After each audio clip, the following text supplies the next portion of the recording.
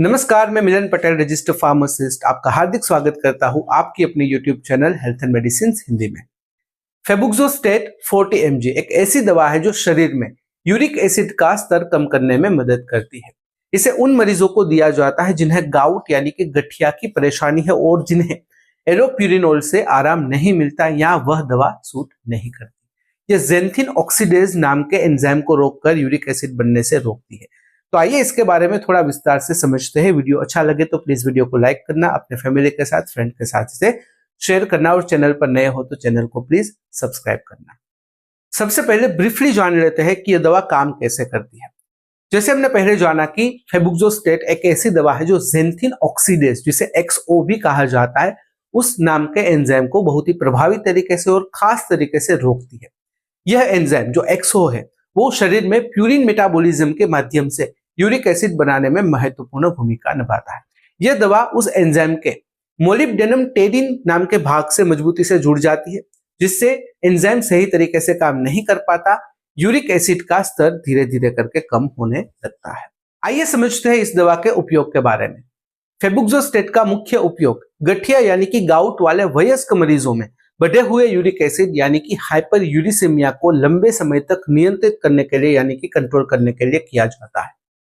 यह खासकर उन मरीजों के लिए उपयोगी है जिन्हें एलोप्यूरिनोल दवा की महत्तम खुराक, अधिकतम खुराक लगभग 300 mg पर डे से भी फायदा नहीं मिल रहा, जिन्हें एलोप्यूरिनोल से एलर्जी है या फिर उसकी साइड इफेक्ट्स होती है, या फिर जिनके लिए एलोप्यूरिनोल दवा देना ही सुरक्षित नहीं माना जाता, तो उनके लिए यह दवाई लाभकारी होती है। इसके अलावा अगर किसी मरीज को गठिया है, साथ ही साथ किडनी की हल्की से लेकर मध्यम स्तर की समस्या भी है, तो उनके लिए भी फायदेमंद है, क्योंकि इसकी खुराक में किसी बड़े बदलाव की आवश्यकता नहीं होती। आइए समझते हैं इस दवा के डोजेज और एडमिनिस्ट्रेशन के बारे में। फेबुक्सोस्टेट की शुरुआत आमतौर पर 40 mg दिन में एक बार से की जाती है। यदि मरीज का सीरम यूरिक एसिड स्तर 2 सप्ताह के बाद भी 6 mg पर DL से नीचे नहीं आता, तो खुराक को बढ़ाकर 80 mg प्रतिदिन की जाती है। यह दवा सुबह एक बार ली जाती है और वयस्क मरीजों में सामान्य रीनल व हिपेटिक फंक्शन होने पर, मतलब कि किडनी और लीवर के फंक्शन अगर सही है, तो फिर यही स्टैंडर्ड डोजिंग रहती है। जिन मरीजों को हल्की या फिर मध्यम किडनी व लीवर की समस्या होती है, उनके लिए किसी विशेष डोज एडजस्टमेंट की जरूरत नहीं होती और वे स्टैंडर्ड डोजिंग प्रोटोकॉल का ही पालन कर सकते हैं। यहाँ तक कि जो मरीज बुजुर्ग है यानी कि एल्डरली मरीज है, उसे भी खुराक में कोई बदलाव की आवश्यकता नहीं होती। लेकिन अगर किसी मरीज को गंभीर किडनी समस्या है, यानी कि उनका क्रिएटिनिन क्लीयरेंस 30 ml पर मिनट से कम है, उनके लिए फेबुक्सोस्टेट की अधिकतम खुराक 40 mg प्रतिदिन ही रखी जाती है और इसे आगे नहीं बढ़ाया जाता। ऐसे मरीजों में हायर डोज के कारण शरीर में दवा जमा होने का जोखिम बढ़ सकता है, खतरा बढ़ सकता है। इसलिए इस समूह में डोज एक्सेलरेशन यानी कि डोज को बढ़ाया नहीं जाता।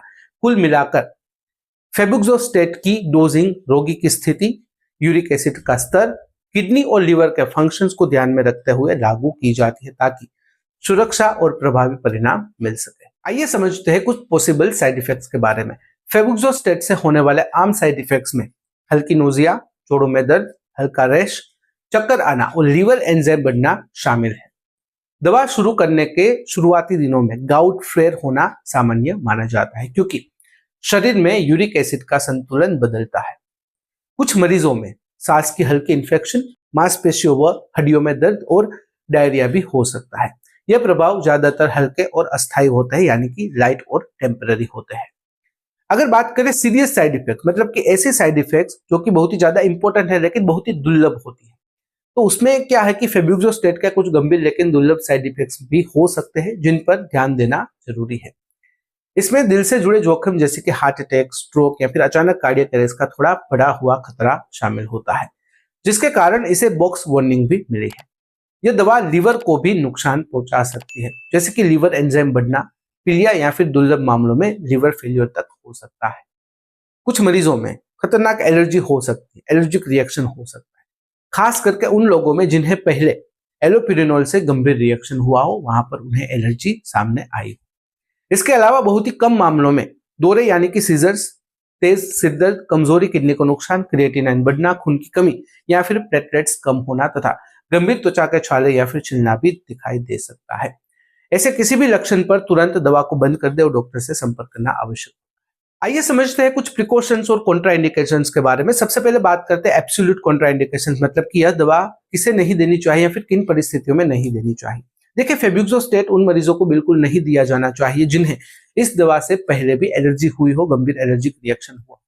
जिन लोगों को एलोप्यूरिनल लेते समय स्टीवन जॉनसन सिंड्रोम यानी कि एसजेएस या फिर टीईएन यानी कि टॉक्सिक एपिडर्मल नेक्रोलाइसिस जैसी खतरनाक त्वचा संबंधित प्रतिक्रिया हुई हो, उनमें फेबुक्सोस्टेट का उपयोग बहुत ही सावधानी से किया जाता है या फिर हो सके तो उसे टाला जाता है। इसके अलावा यह दवा एजाथियोप्रिन, 6-मरकेप्टोप्यूरिन या फिर थियोफाइलिन जैसी दवाओं के साथ भी नहीं ली जानी चाहिए, क्योंकि इनके साथ मिलकर यह गंभीर नुकसान पहुंचा सकती है। आइए समझते हैं कुछ इंपॉर्टेंट प्रिकॉशंस के बारे में, मतलब कि यह दवा लेते समय क्या ध्यान रखना चाहिए, क्या विशेष सावधानियां रखनी चाहिए। फेबुक्सोस्टेट का इस्तेमाल करते समय कुछ जरूरी सावधानियां रखनी चाहिए। देखिए, जिन मरीजों को दिल की बीमारी है उनमें इसका उपयोग सोच समझकर करना चाहिए और संभव हो तो पहले एलोप्यूरिनोल पर विचार करना चाहिए। लीवर की बीमारी वाले मरीजों में दवा ध्यान से दी जाती है, जबकि गंभीर लीवर रोग में इसे टालना चाहिए। गंभीर किडनी समस्या वाले मरीजों में खुराक 40 mg प्रतिदिन तक सीमित रहती है और उन्हें नियमित मॉनिटरिंग की भी जरूरत होती है। गर्भावस्था में यानी कि प्रेगनेंसी के दौरान दवा केवल तब ही दी जाती है जब इसके लाभ जोखिम से अधिक हो, क्योंकि इस पर जो ह्यूमन स्टडी है वो काफी लिमिटेड है। स्तनपान के दौरान इसके दूध में जाने की जानकारी अभी स्पष्ट नहीं है, क्लियर नहीं है, इसलिए सावधानी आवश्यक है। बुजुर्ग मरीजों में खुराक बदलने की जरूरत नहीं होती, लेकिन उनकी अन्य बीमारियों पर नजर रखना भी जरूरी होता है। आइए समझते हैं ट्रीटमेंट यानी कि इलाज के दौरान कौन सी चीजें मॉनिटर करना काफी जरूरी होता है। देखिए, फेबुक्सोस्टेट लेते समय कुछ महत्वपूर्ण जांचें नियमित रूप से करवाना जरूरी है। इलाज शुरू करने से पहले और समय समय पर सीरम यूरिक एसिड की जांच की जाती है ताकि दवा का असर पता चल सके।